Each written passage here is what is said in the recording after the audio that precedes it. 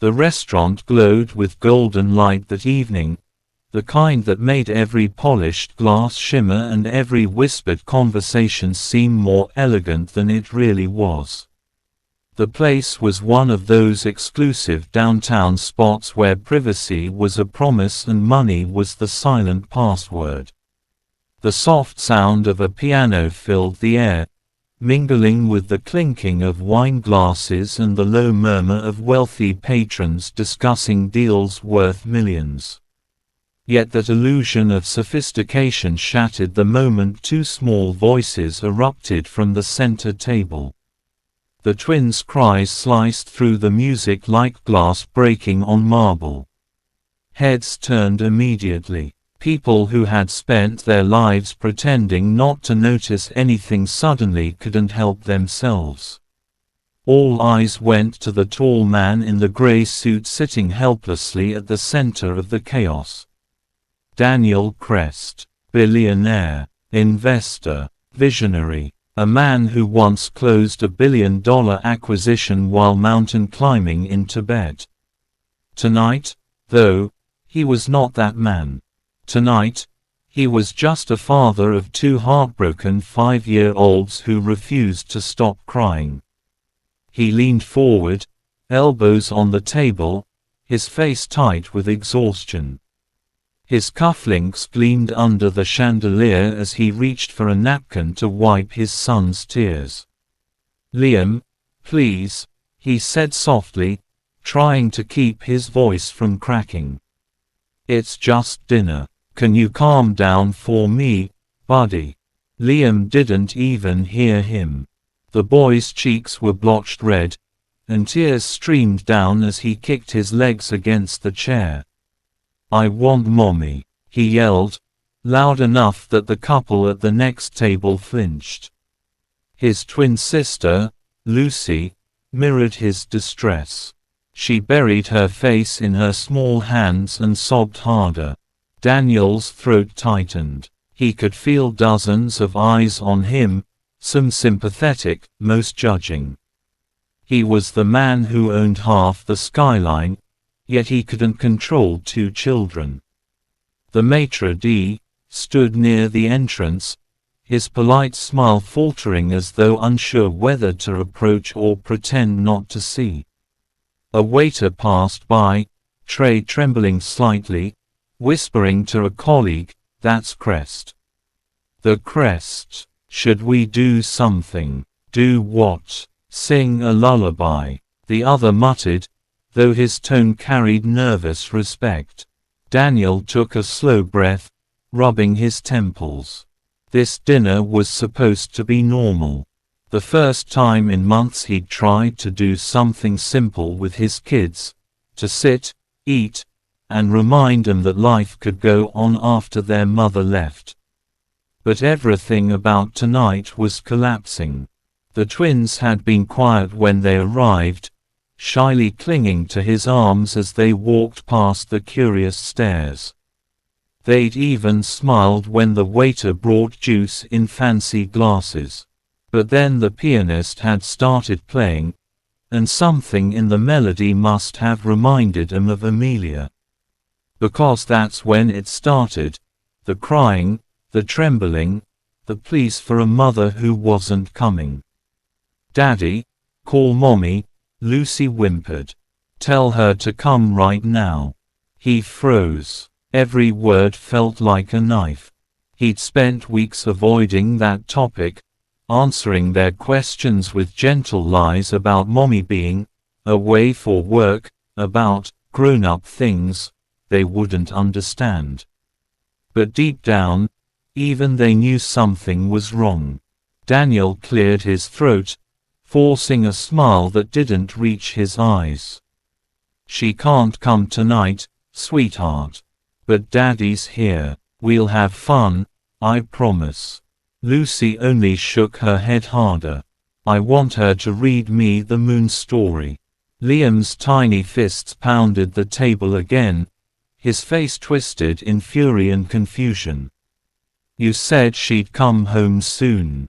You said." Daniel's composure cracked. He closed his eyes, gripping his knees beneath the table so tightly that his knuckles turned white. "I know what I said, son," he whispered. "But sometimes, people don't come back when we want 'em to." A nearby woman leaned toward her date and whispered something that made him glance over with thinly veiled curiosity. The sound of a phone camera clicking made Daniel's jaw clench. He'd been in the headlines for weeks. Crest's marriage crumbles amid scandal, and now, no doubt, someone was already uploading this moment to social media. He wanted to disappear. Then a shadow moved at the edge of his vision. A soft, feminine voice said, "Excuse me, sir." Daniel looked up sharply. The waitress stood a few steps away, holding a tray with trembling hands. She wasn't one of the usual polished staff that worked at such places. Her uniform fit slightly loose, her hair was tied back in a messy bun with a few strands escaping around her cheeks, and her shoes looked worn from long shifts. But her eyes were steady, calm, and kind. Her name tag read Meyer. She hesitated as his cold, professional gaze landed on her, but then she spoke again, gentler this time. "Would you mind if I tried something? I might be able to help." Daniel frowned. "Help? I've worked with kids before," she said quietly. "Sometimes they just need a different kind of distraction." The billionaire was seconds from refusing. He didn't need a waitress interfering, not with a dozen phones already recording. But then Liam let out another loud, gut-wrenching wail that made the pianist's fingers falter mid-song. The room froze again. Daniel sighed, leaning back in defeat. "Fine," he said under his breath. "If you can stop the noise, be my guest." Maya didn't flinch at his tone. She crouched down beside the table, bringing herself to the twins' eye level. The hem of her apron brushed the floor as she smiled softly. "Hey there," she said, her voice carrying a warmth that seemed to cut through the tension instantly. "You two look like you could use a little bit of magic tonight." Lucy peeked up from her hands, hiccuping between sobs. "Magic?" Maya nodded. "The very special kind. But it only works if you believe in it." Liam sniffled. "Magic isn't real." Maya tilted her head playfully. "That's what everyone says, until they see it happen." The twins blinked at her, curiosity flickering beneath the tears. Slowly, Maya reached into her apron pocket and pulled out 2 folded white napkins. With careful fingers, she began twisting and folding them, her movements slow and deliberate, like a magician preparing a secret trick. The twins leaned closer despite themselves. In less than a minute, 2 perfect little swans sat on the table, their wings curved upward, necks forming graceful hearts. Maya placed them gently before the children. "These," she whispered, "are memory swans. Do you know what they do?" Both children shook their heads. "They listen," she said. "If you whisper something you miss, something you want to tell someone you love, they carry it to them." The restaurant had gone eerily quiet again. Even the maitre d' had stopped pretending to polish glasses. Everyone was watching this young woman fold napkins and whisper to crying children like it was the most natural thing in the world. Lucy glanced at Liam uncertainly. "Really?" Maya nodded. "Really. But they only fly if you tell them the truth." Lucy hesitated, then leaned closer to the napkin swan. In the smallest, trembling voice, she said, "I miss Mommy reading to me before bed." Liam bit his lip, then whispered to his swan, "I want her to tuck us in again." When they finished, Maya smiled. She leaned down and blew softly on the swans, her breath barely visible. The napkin wings fluttered slightly from the air. "There," she said gently. "Now they're on their way." For a moment, no one moved. Then Lucy's tears stopped completely. She looked at her brother and gave a tiny smile. "Did you see? It moved." Liam nodded solemnly, eyes wide. "They're flying now." A quiet chuckle rippled through the room. Even Daniel, sitting frozen, felt something unfamiliar stir in his chest. The chaos had dissolved as quickly as it began. His children were silent, peaceful. The tension that had filled the restaurant dissipated like mist in sunlight. Maya stood slowly, brushing off her apron, her smile faint but real. "There," she said softly. "Mission complete." Daniel blinked, speechless for a moment. He cleared his throat. How did you know what to say to them?" Her expression softened. "I didn't," she admitted. "I just know what it feels like to miss someone. I lost my mom when I was their age. Sometimes you just need to believe that someone's still listening, somewhere." Her voice was quiet, but it hit him harder than any lecture or speech ever had. She turned to leave, picking up her tray, but before she could step away, Lucy's small hand tugged at her apron. "Can we keep them?" the little girl asked. Maya's smile brightened. "Of course. But don't forget, they only stay magical if you take care of them." The twins nodded solemnly, holding the napkin swans like treasures. Daniel watched her walk away, weaving between tables with practiced grace. He realized he hadn't even thanked her properly. He looked at his children again, two tiny faces now calm, eyes still slightly red but peaceful, and for the first time in weeks, he felt something close to relief. The maitre d' approached cautiously, lowering his voice. "Would you like another bottle of wine, Mr. Crest?" Daniel shook his head, his eyes still on the waitress in the distance. "No," he said quietly. "But maybe just another round of magic."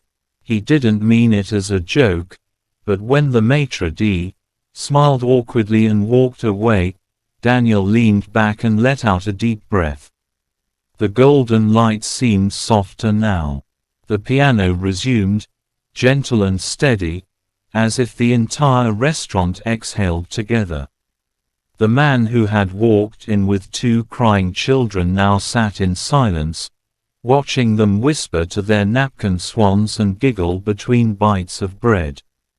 And though he couldn't explain it, he knew something extraordinary had just happened, something far greater than the kind of miracles money could buy. He didn't know her name yet, but he would soon. And the woman who had just crouched beside his table would, without realizing it, begin to stitch back together the parts of his heart that had been quietly breaking for months. The restaurant had calmed into a soft hum again, the tension fading like the final note of a song. Daniel sat back in his chair, his shoulders loosening for the first time that evening. He could hardly believe how quickly the chaos had transformed into calm. The twins, his twins, who had been inconsolable moments ago, were now staring in quiet fascination at the napkin swans on the table, whispering secrets into their folded wings as if they were alive. He watched them, half in disbelief, half in awe. It had taken months of therapy sessions, parenting advice, and failed bedtime attempts to get even a moment of stillness like this. And yet, a waitress, A complete stranger, had done it in minutes with nothing but paper and kindness. Daniel's gaze drifted to the far end of the dining room, where Maya was now taking another order. She was smiling politely, her body language warm and calm, even though she moved quickly between tables. There was something effortless about the way she carried herself, humble, but assured. Not the kind of confidence that comes from money or power, but from surviving something and still choosing to be gentle. He didn't realize he was staring until Lucy's little voice broke through. "Daddy, they're flying." He blinked, startled, then looked down. The twins were holding the napkin swans close, their faces glowing in the candlelight. "They're not flying yet," Liam said, frowning slightly. "We have to feed them happy thoughts first." "Happy thoughts?" Daniel asked, smiling despite himself. "Yeah," Lucy said earnestly. "That's what she said. They eat happy thoughts. Like when Mommy used to tell us stories." For a second, the smile on his lips faltered. Amelia's name still hung heavy in his mind, a wound that hadn't closed. The tabloids had said it was betrayal, that she'd run off with a musician. Some claimed she'd been depressed for years and finally left to find peace. None of the versions felt true to him. The only truth he knew was that she was gone, and his children were left waiting for something that would never come. He cleared his throat and forced himself to sound light. "Then we'd better think of the happiest things we can." Lucy nodded vigorously. "Like Mommy's pancakes." Liam grinned, showing his missing tooth. "And the puppy she said we could get one day." Daniel chuckled softly, though his chest tightened. He couldn't bring himself to correct them. If believing in napkin swans brought him even a sliver of comfort, he'd let them have it. A few minutes later, Maya returned with a tray balanced perfectly in her hands. "All right, little ones," she said, lowering her voice into that same melodic tone that seemed to quiet the air around her. "Special order for 2 very brave magicians." She placed a plate in front of each twin, a simple dessert of chocolate mousse with whipped cream, but with tiny sugar stars sprinkled on top. "These," she whispered, leaning in, "are wish stars. You can only eat them if you make a wish for someone else."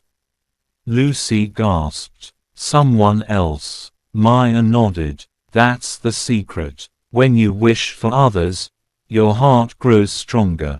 Liam squinted thoughtfully. "So, if I wish for Daddy, that's good." "That's the best kind of wish," Maya said softly.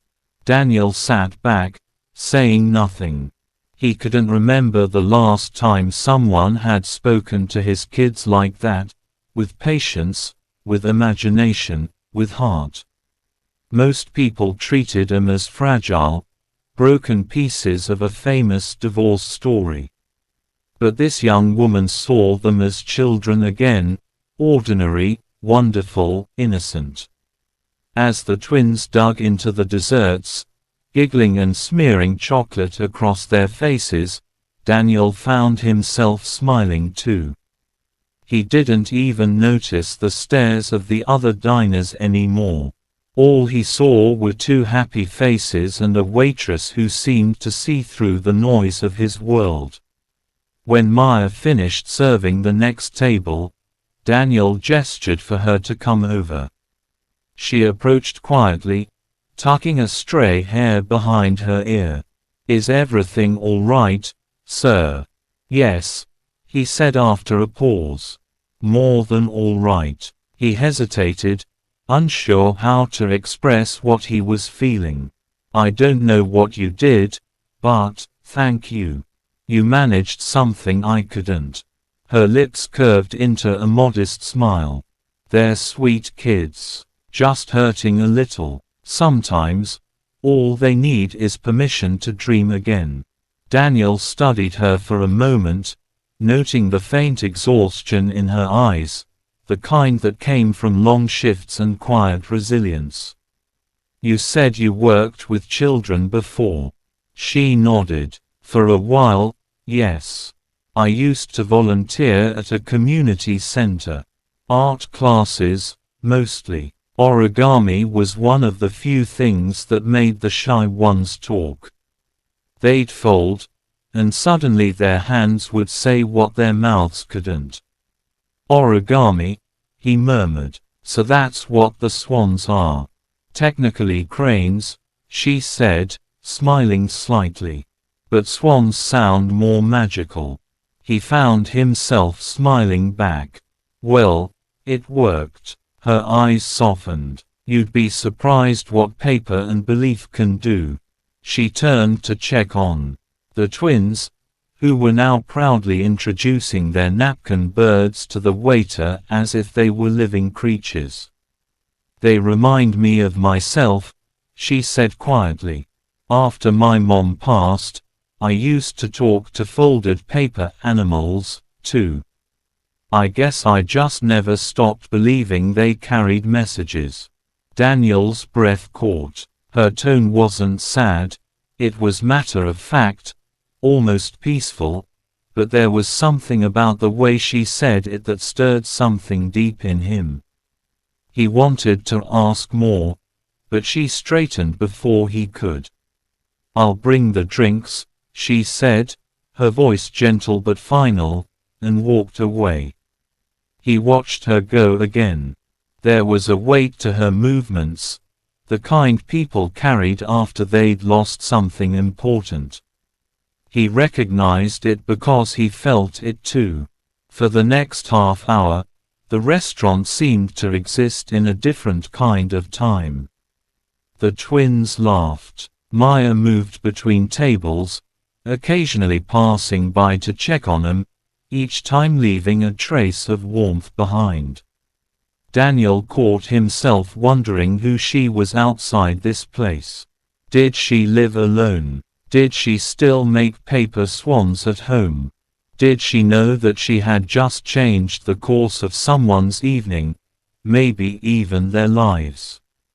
By the time dessert was done, the children were yawning. Lucy leaned against her father's arm, the napkin swan clutched tightly in her small fist. Daddy, can we come back here again? He smiled. We can, sweetheart. Promise. She mumbled sleepily. Promise. When Maya came with the check, Daniel hesitated before taking it. You really won't let me thank you properly? He asked. You've done more for my family in 10 minutes than. He stopped himself. There was no need to finish the sentence. She shook her head lightly. You don't have to thank me, Mr. Crest. Just be patient with them. That's all they need. He reached into his jacket pocket and pulled out one of his sleek black business cards. If you ever change your mind, he said, sliding it across the table. If you ever want a better job, or anything, you call me. Her gaze flicked to the card, then back to his face. There was something kind, but firm, in her expression.